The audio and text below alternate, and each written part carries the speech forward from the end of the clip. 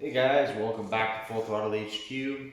Today I have a bit of an interesting one. It's kind of different than the usual video. I'm going to give you a bit of a diagnostic sense on this one as well. We're working on a Polaris Sportsman 570 EFI on this one, and he's complaining that his ATV doesn't move.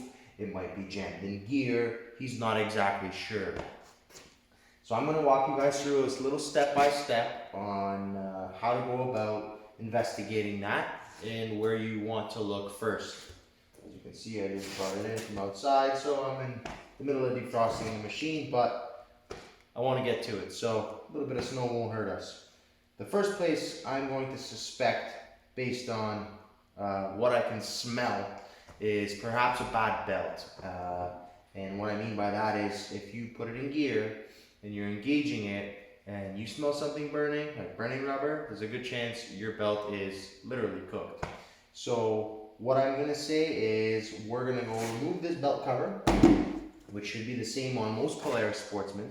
So actually this video can apply on pretty well every Polaris Sportsman, minus the ones where they turn the machine sideways or turn the motor sideways and the belt is at the back, like my 2018.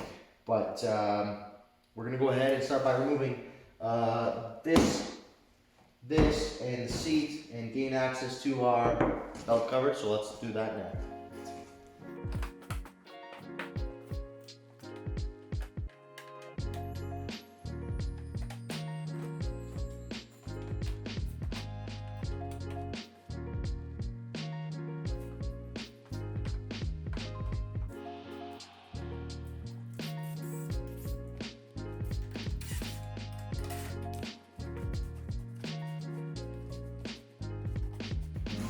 Here is I'm looking for the hardware that holds this down to the frame.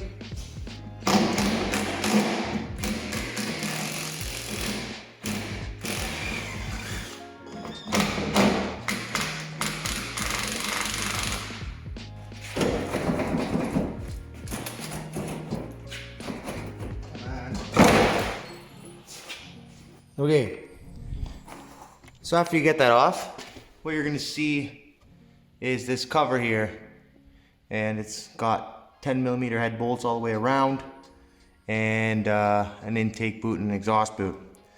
Go ahead and take those off.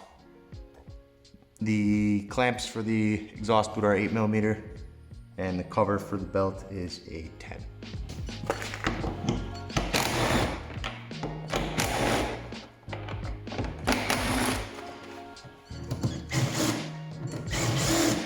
Stand corrected, it's actually a quarter drag. Get that up and out of your way, and the same on the back side here.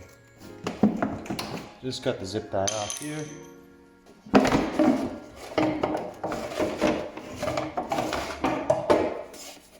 Out of your way, and lastly,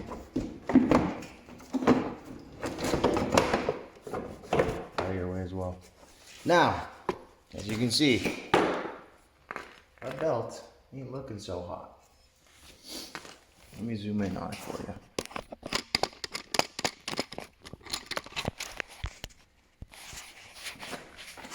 As you can see, our belt is all twisted up. Not sure why, but it is. And that's part of the diagnostic that we need to figure out what's going on. Perhaps the belt just got worn and kicked itself off. Perhaps the secondary needs an adjustment. We're gonna go in here and figure out what exactly is going on. Okay, so as a matter of fact, we had an issue with our primary clutch. And what was going on was when you apply throttle, and the clutch is supposed to squeeze or compress the belt. What was happening was one of the three slides, or I guess where the pucks ride on, in the grooves there were not moving as well as the other two. So it was causing the belt to have, I guess, like a pulsation type of effect on the belt.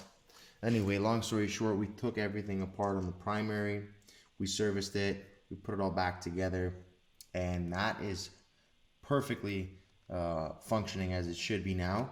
And we're gonna go ahead and put our belt back on and reassemble the belt cover. Okay, hopefully that's a good enough camera angle to show you guys, but I got our new belt here. Okay, this is a Daco. There's a part number for that one. Notice that there's arrows in the direction of travel. Okay, you want to do that. Make sure that it rolls forward. Now you're gonna want to slip it over the primary clutch and then go for the secondary clutch, probably from the bottom. Get it going a little bit, and then you're gonna need to start rotating the secondary as you hold it in place from the original point of contact on the secondary. It's kind of a pain in the butt, but it is possible, and there's no real other way to do this. There we go. There we go. Now we got our belt on there, just like she should be. Okay, so we got our belt cover back on. Don't forget, check your seal. The seal that's between the two covers. That would be a good time. I mean, you do have it off. Obviously, put your vents, your intake and exhaust for your belt back on.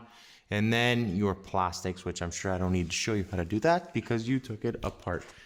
Once you do that, you're ready to go. Okay guys, as you can see, we got the machine all back together now, and I just took it for a little boot just to make sure everything is good. And we have gears, we have forward motion, so thankfully there wasn't anything catastrophic with the diff or the tranny.